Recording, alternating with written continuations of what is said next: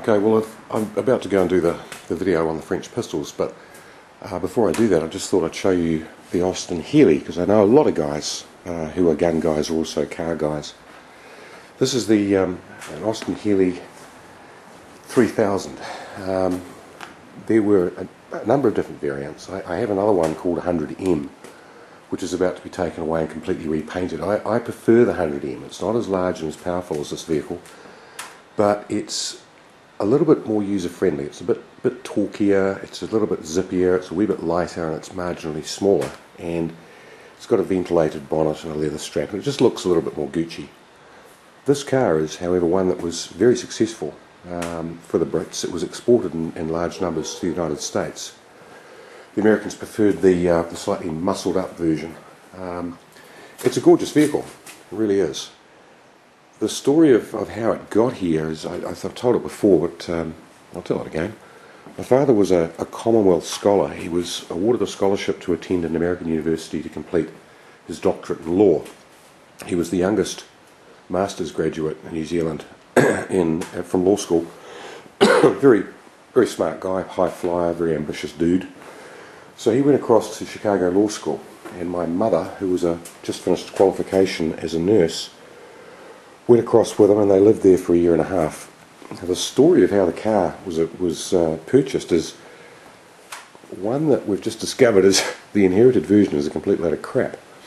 My father always maintained that when he got to the States, he had obviously his scholarship money burning a hole in his pocket, and one of the first days that he was there, he had to attend a cocktail party hosted by the Dean of Foreign Students at Chicago Law School.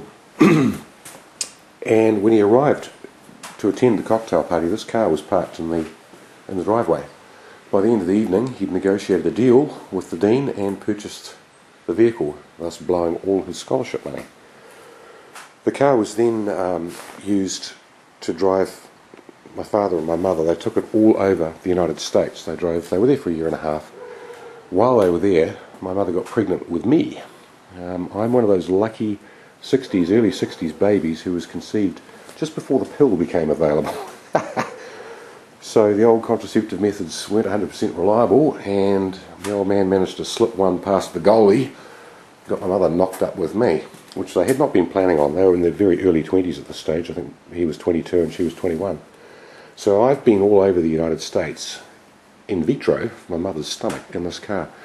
However, they took it back via the UK and had it converted to right-hand drive.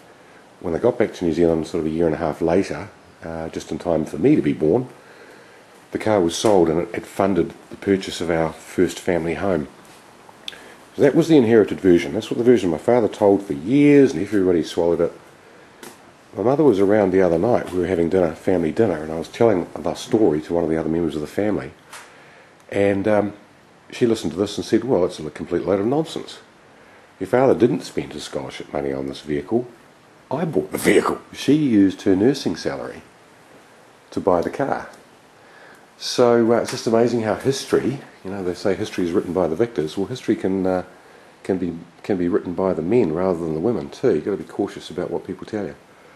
So I'll just pop the bonnet now, which is an exercise in frustration because the Brits did not have very much in the way of user-friendly design. The bonnet catch is buried underneath the dashboard.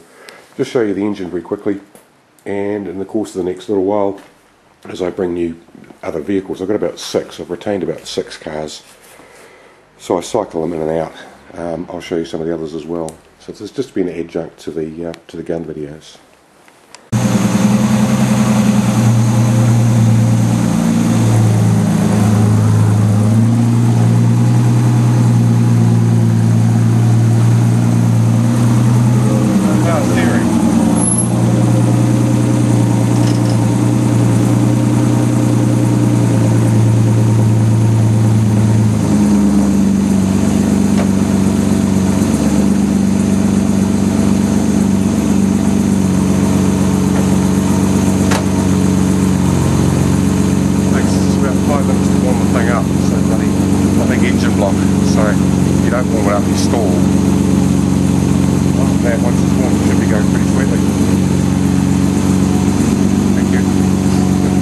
Okay, see how this thing sounds.